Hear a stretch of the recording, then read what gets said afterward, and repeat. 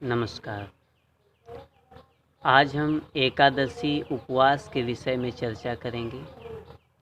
एकादशी उपवास कैसे करना चाहिए और उससे शारीरिक, मानसिक और आध्यात्मिक क्या लाभ होते हैं।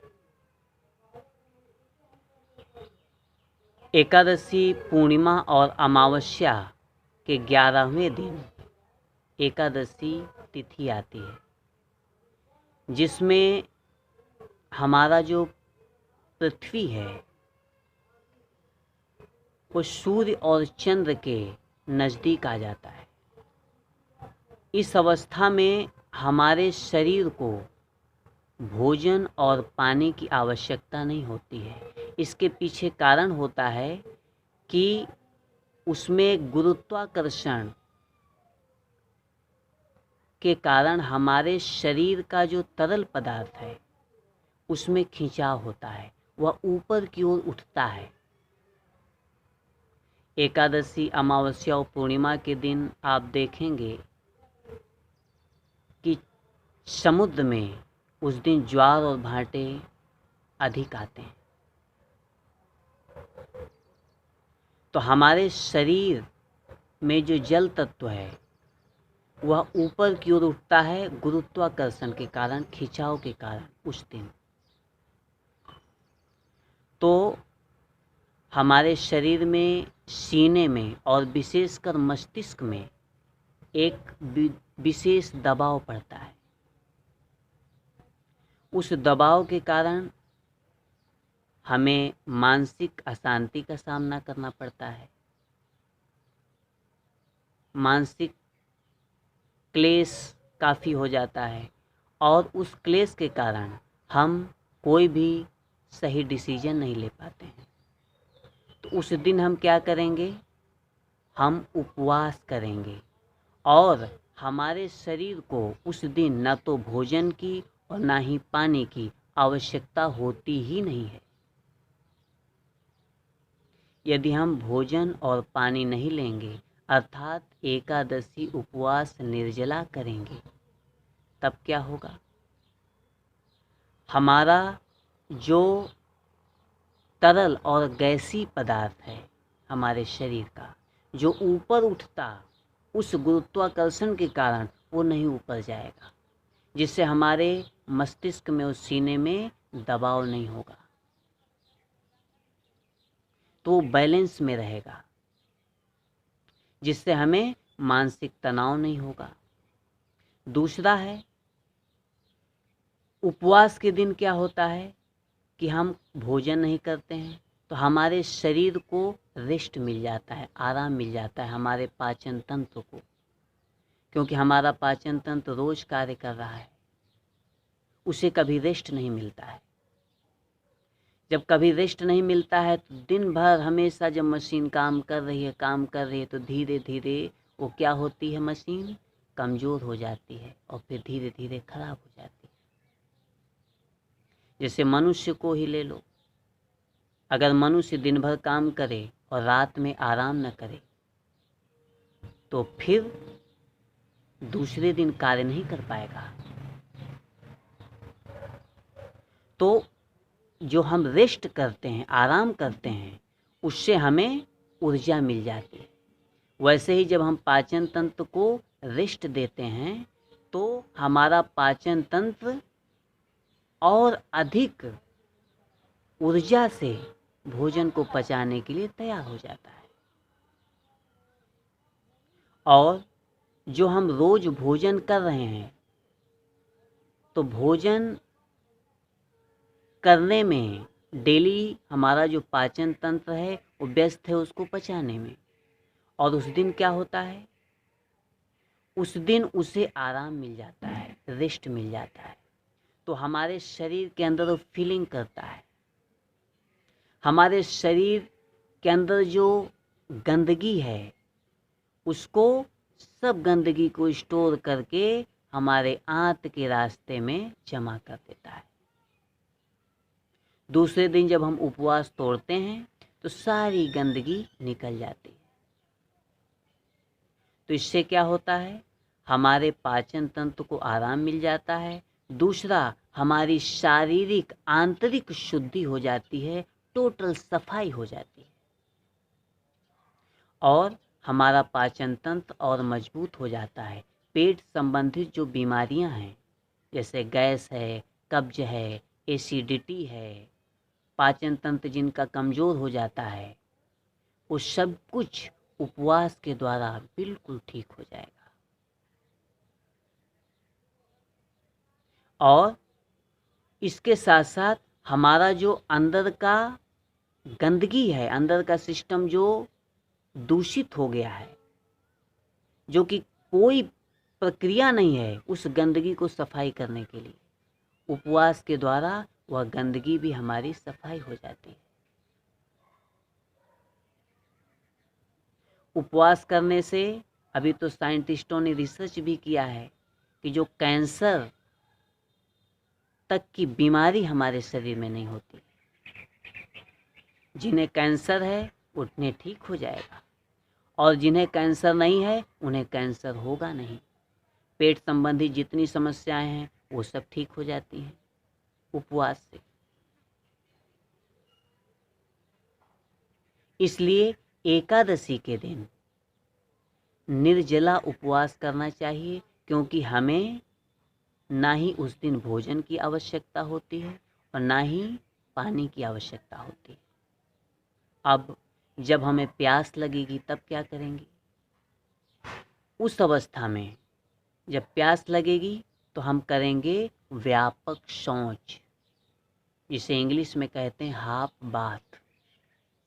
जब भी प्यास लगे, बर्दाश्त ना हो, तब हम ठंडे पानी को सबसे पहले नाभि में लगाएंगे, फिर कमर में लगाएंगे और उसके बाद घुटने से पैर और हाथ दोनों को धोएंगे और मुंह में पानी भर के आँख खोलकर कम से कम 12 बार छींटे मारेंगे। कान में और गर्दन में पीछे पानी लगा लेंगे। इससे क्या होगा?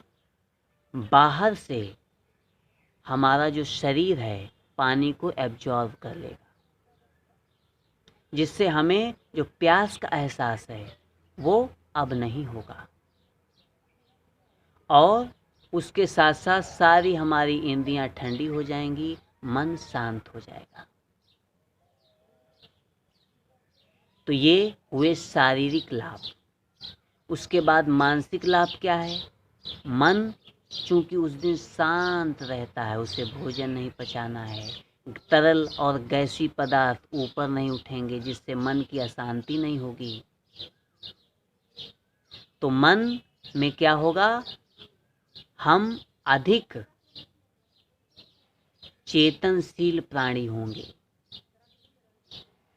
अधिक चिंतन कर पाएंगे, हमारी स्मरण शक्ति भी बढ़ेगी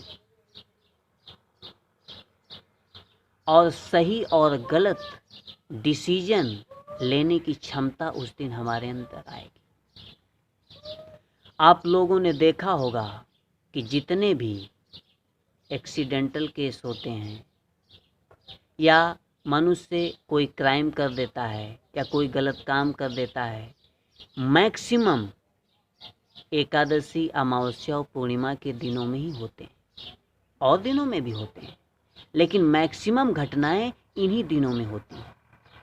इसके पीछे कारण है कि उस दिन हमारा मन, मस्तिष्क में विशेष प्रेशर पड़ता है। उस दबाव के कारण हमारा मस्तिष्क जो है अनबैलेंस हो जाता है, कभी ज़्यादा तनाव में आ जाता है, सही और गलत डिसीजन ले पाने की क्षमता में हम नहीं रह पाते हैं। इसलिए शरीर के साथ साथ मन को भी बहुत लाभ है और आध्यात्मिक लाभ है। जो लोग ध्यानी हैं, ध्यान करते हैं, साधना करते हैं, तो उपवास का अर्थ है उप माने नज़दीक और वास माने रहना। उस दिन हम परमात्मा के नज़दीक रहते हैं। हम अपने शरीर को हल्का और उपलब्ध जब रखते हैं तो हमारे आंतरिक यात्रा और भी सुलभ हो जाती है। उस दिन देखेंगे कि हमारी जो सिटिंग कैपेसिटी है, ध्यान में बैठने की क्षमता है, उस दिन बढ़ जाती है, ध्यान भी अच्छा होता है। तो यह हुआ उपवास। जो गृहस्थ आश्रम में है, कम से कम उन्हें 2 कृष्ण एकादशी और शुक्ल पक्ष की एकादशी, अंधेरी और उजेरी, दोनों एकादशी को जरूर करना चाहिए। और वो चाहें तो अमावस्या और पूर्णिमा को भी कर सकते हैं। सन्यासी लोगों के लिए 4 उपवास हैं। उन्हें एकादशी, अमावस्या और पूर्णिमा, 2 एकादशी कृष्ण और शुक्ल, अमावस्या और पूर्णिमा, 4 उपवास करना है। लेकिन गृहस्थ के लिए कम से कम 2 उपवास जरूर करना है। अब उपवास तोड़ना कैसे है? हमने उपवास कर लिया, कब से कब तक? सूर्योदय से सूर्योदय तक हमको उपवास करना है। कुछ खाना नहीं है, कुछ पीना भी नहीं है, 24 घंटा। उसके बाद 24 घंटे बाद दूसरे दिन जब हम उपवास तोड़ेंगे तो कैसे? सबसे पहले 2 नींबू लेंगे, अच्छा रसदार नींबू हो। अगर रस की कमी हो तो 2 से 3 भी ले सकते हैं, लेकिन बड़ा रसदार नींबू, 2 कागजी नींबू 2 मात्रा में होना चाहिए कम से कम। 1 लीटर सुसुम पानी, सेंधा नमक। सफ़ेद नमक तो जहर होता है, उसे तो बिल्कुल खाना ही नहीं चाहिए। और कांच का ग्लास, कांच के ग्लास में नींबू का रिएक्शन कम होता है, इसलिए अच्छा है। यदि कांच का ग्लास उपलब्ध नहीं है तो स्टील में भी कर सकते हैं, लेकिन कांच है तो अच्छा है। कांच के ग्लास में सबसे पहले 1 चम्मच नमक डालेंगे भर के, टीस्पून।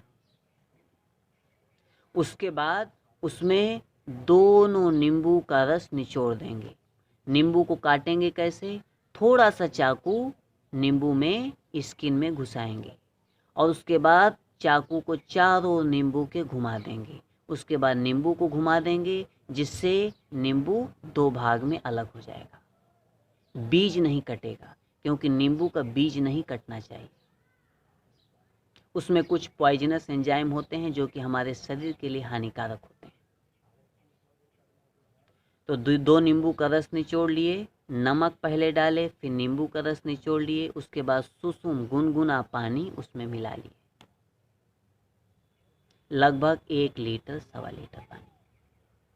नमक और मिला सकते हैं, क्योंकि नमक की मात्रा थोड़ा रहना चाहिए, नमक ही पेट को साफ करेगा। उस पानी को धीरे धीरे पी जाना है, एक साथ नहीं पी पाएंगे तो कोई बात नहीं, धीरे धीरे पीना है। धीरे धीरे उस पानी को पी जाने के बाद फिर चूंकि नमक का इस्तेमाल किए हैं तो प्यास और लगेगी, और 24 घंटे से पानी नहीं पिए हैं तो बॉडी पानी को तुरंत एब्जॉर्ब कर लेगा। तो फिर सादा पानी पी लेंगे। सादा पानी जितना प्यास लगे उतना पानी पी सकते हैं। फिर देखेंगे कि थोड़ी देर बाद मोशन आएगा, तब हम क्या करेंगे? लैट्रिन जाएंगे, पेट बिल्कुल साफ हो जाएगा। फिर और प्यास लगे और पानी पी लेंगे।